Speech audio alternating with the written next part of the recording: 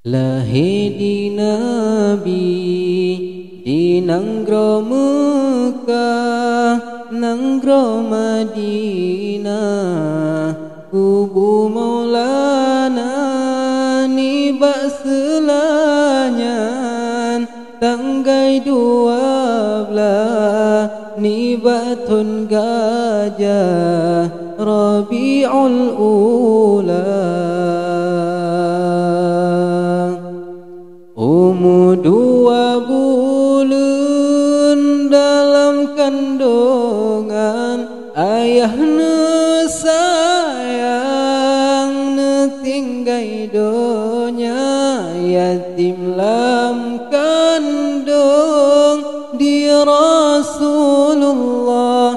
Katan le ayah lahir Maulana, kau mati apui majusi semua hancur dumpuna, patung-patung berhala sampai leura, bergetar Ka'bah, senang di Ka'bah dengan lahir Maulana.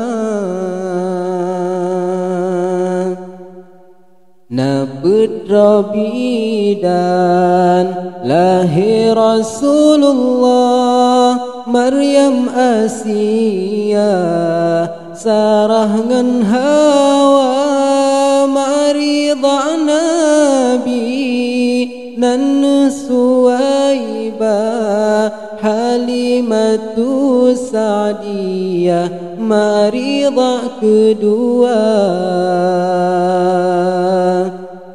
Umur 6 tahun di Rasulullah, hendak Allah sakit di pemahan, rib sakit wafat Aminah, lehtan le ayah katan le yatim piatu, masa cut Nabi kendak bak Rabbi, nyan kehudib Maulana tinggai sajane Abdul Muttalib yang asuh udib, masa cuti Maulana.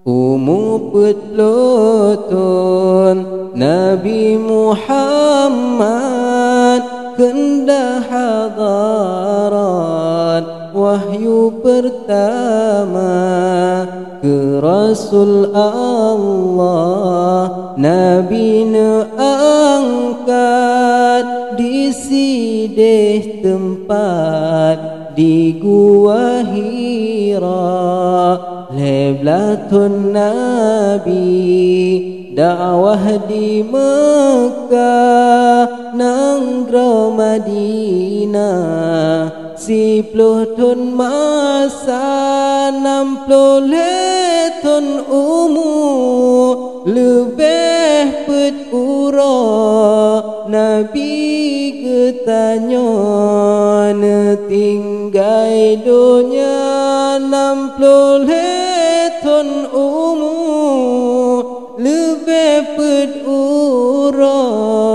Nabi ketanya tinggai dunia